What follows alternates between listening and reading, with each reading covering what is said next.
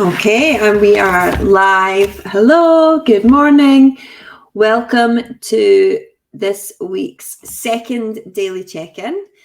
Today, I want to talk to you about 3 mistakes that I see you making time and time again when it comes to confidence, which is the thing that I love to talk about, which you may have already noticed. We are working incredibly hard this week because Bond 7 starts on Monday. Very exciting. This is our 7th cohort of our 6-week online course. And we are welcoming at least 400 women from all over the world. Our doors close on Friday. It's going to be awesome. And so I wanted to talk to you today about the 3 mistakes I see you making when it comes to confidence. And the first one is very much to do with how we are taught to think about what confidence is, where it comes from a very young age. And these stories and these kind of dominant narratives around confidence make us think that essentially, in a nutshell, it's a self-esteem issue. Like the problem is me not believing in myself enough. That's the problem that needs to be solved.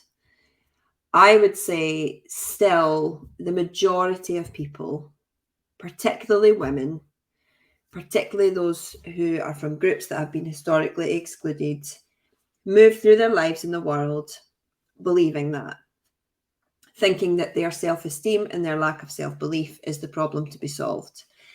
So this is my first problem flag that I want to wave, because it is not as simple as that. It's not as binary as that. The problem to be solved is much more nuanced. It's much more complicated because it is inherently linked to society. Your self-esteem is very heavily influenced by society, by culture, by how you grew up, by your environment, by the cultural groups that you're part of. And so we cannot just look at this idea of self-esteem in isolation. You know, it is not a case of simply learning how to believe in yourself more. Like, absolutely, that is a part of it, but it's not the only thing. And I love how we articulated this on our website. This is what kind of inspired me to make this today's topic, where we say a lack of confidence is not just a self-esteem issue. Confidence is intersectional and linked to systemic oppression and prejudices. And so that's why I always come back to this quote, which I'm sure many of you have heard me say before, by the brilliant researcher Rashika Tulshishan, where she says the problem isn't that women aren't confident, but the confidence in women is not rewarded in the world. And so we see the same systems that reward male leaders, even if they are incompetent, those same systems punish women for not being confident in the right way. And this is amplified and magnified if you're a Black woman, a brown woman, a queer woman, a disabled woman, all that intersect, how all of our different identities and characteristics intersect have a really big impact on how we perceive our own confidence and how we perceive the confidence of the women around us. So that is number one. The second thing I think we get wrong, which is linked to the first, which is there is so much toxic messaging in the world around confidence. And it's something that keeps me up at night, because I know that people stumble across my profile or UPFRONT's website and see the word confidence and think, no, because they are tired of the toxic messaging and they put us in that box. And obviously it's my job. That's why our strapline is change confidence, not women. It is my job to say we acknowledge and see that women are being bombarded with self-help messages, with messages that are focusing on what you lack, what you don't have, buy this thing and you will be fixed. You know, that is at the core of how many industries work. And we are told that we are not dating right, we're not parenting right, we're not working right, we're not being in love right. And, you know,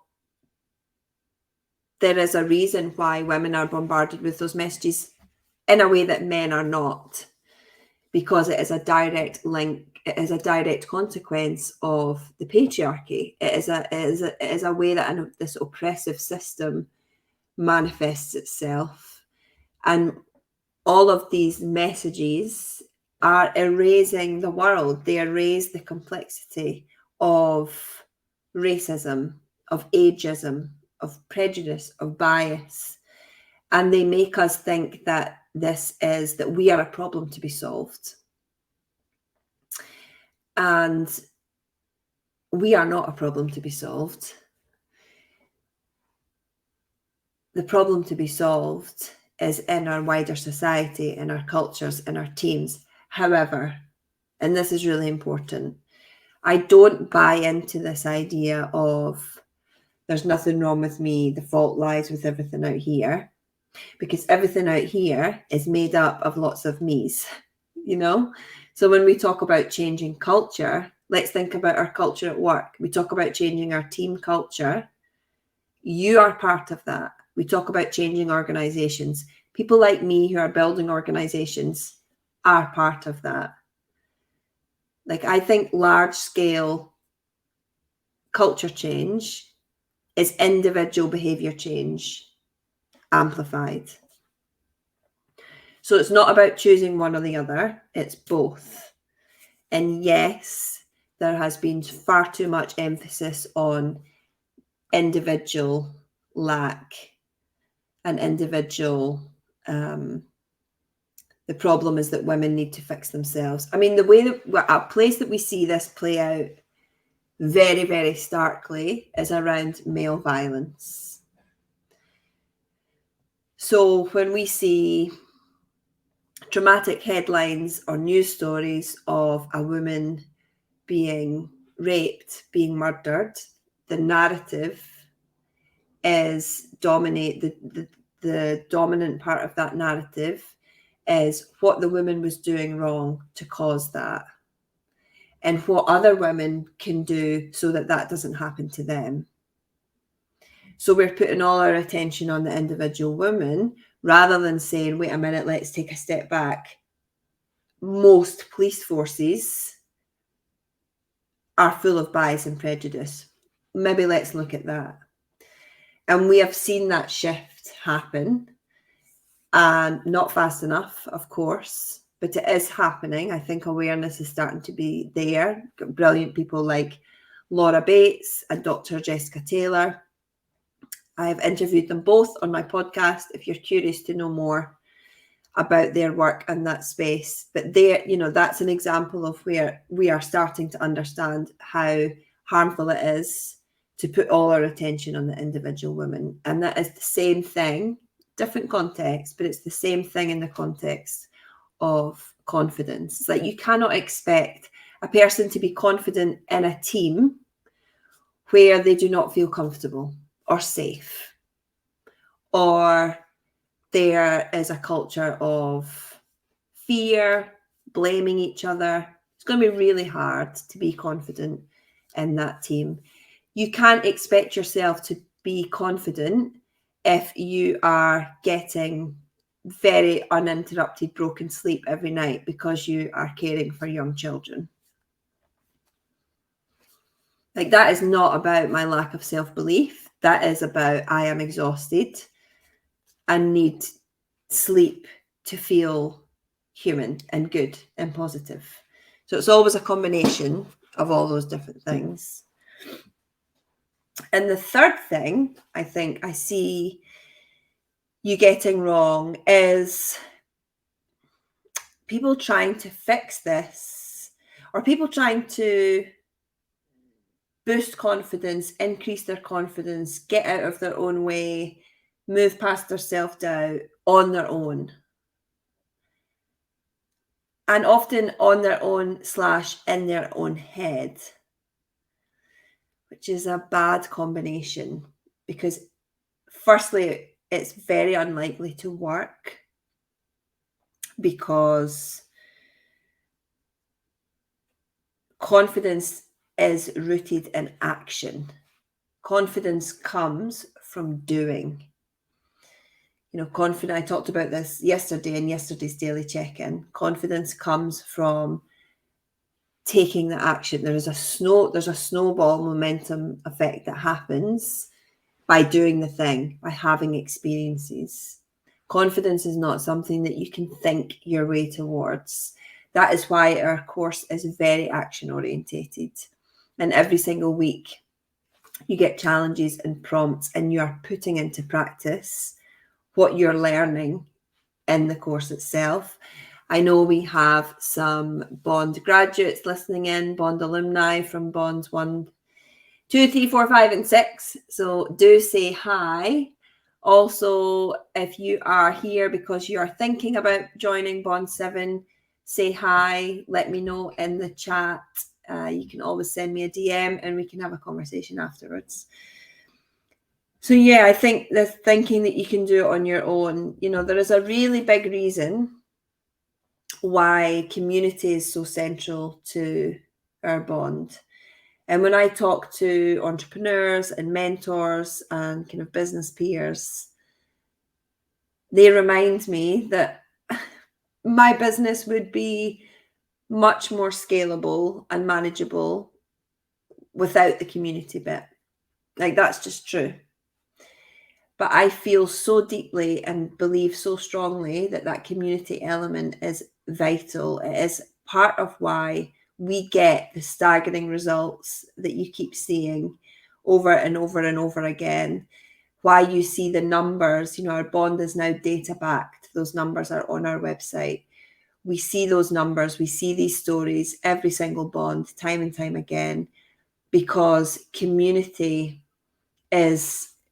it's the glue that brings it all together. And community is what picks you back up when you fall, because you will fall. Confidence is not a thing where now I went on a confidence course, now I'm confident all the time. That's ridiculous. It ebbs and flows. There's no destination. I'm on this journey. I will be on it forever. Some days I feel like I could take over the world and be prime minister, and other days I don't want to get out of bed. And that's very normal and part of being a human being. But what our course does is it teaches you how to recognize what's going on in those moments and how to shift them if you need to. Because if I have a job interview or I have a big meeting coming up or a conversation that really matters, I know what I need to do so that I can be my most confident self. And I know for all of the bonders, their community is a huge part of that. Every single day we have channels, we have posts in our Global Bond community that say, I need you today. I need cheerleading. I need togetherness. And that's because they're going for a doctor's appointment for the 3rd time and the doctor won't listen to them. Or that is because they are showing up in court right through to having a job interview, applying for funding. And immediately there are streams and streams of responses mirroring back, being that believing mirror that I talked about yesterday, mirroring back to you all of the skills and talents and attributes that you have, but most importantly, that you are not alone in this, that we are all connected by this shared experience that we've had. We have all been part of a bond. We've all done the course. We all have this shared language, shared experiences, shared vocabulary, shared understanding. And now we are continuing to grow together. And I think a big part of that not taking action thing is perfectionism. That is another big part of why folks show up to the bond is you are recovering perfectionists. You want to get rid of your perfectionism. And the podcast that I mentioned yesterday with Julia Cameron, the artist who wrote The Artist's Way, she talked about an exercise that I'm going to do that I would love you to do too. Let me know how you go on. So you get an A4 sheet of paper and write the numbers 1 to 10. And 10 times you write the sentence, if it didn't have to be perfect, I would try. If it didn't have to be perfect, I would try. If it didn't have to be perfect, I would try. And if by finishing that sentence, you will see where your perfectionism is blocking you the most.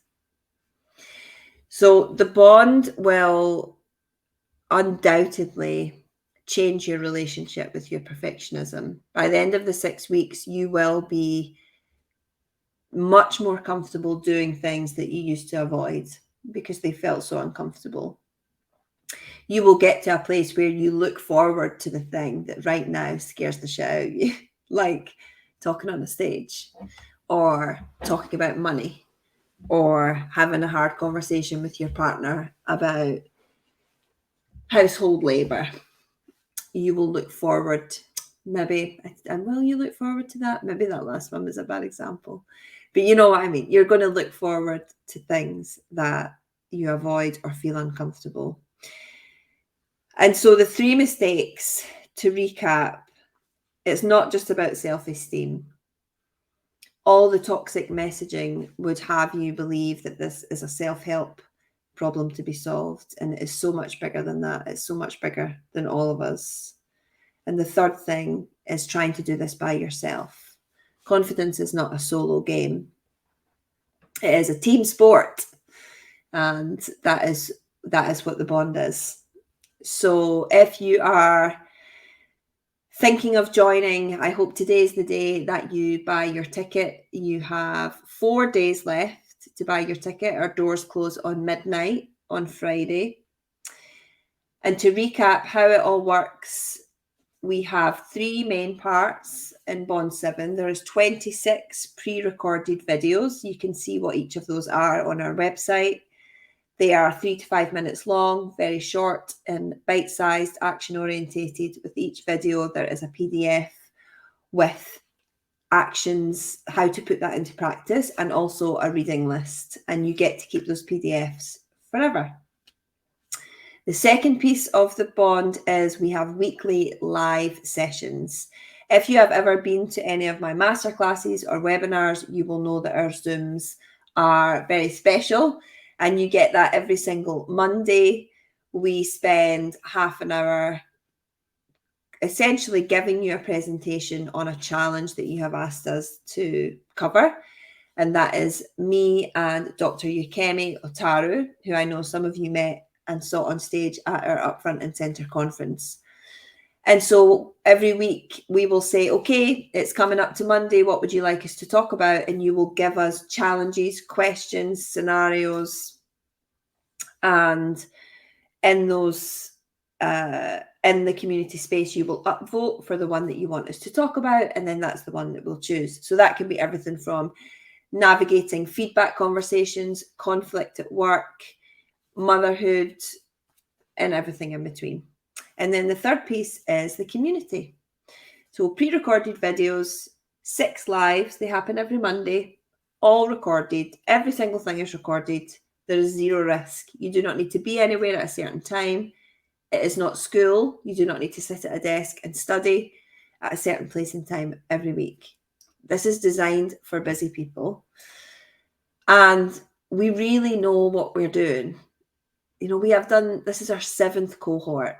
I founded Upfront in 2016, went full-time 2 years ago. Since we launched Bond 1 in August 2020, thousands of women have taken part in our program. And each of those women have filled in a survey at the start of the 6 weeks and at the end of the 6 weeks.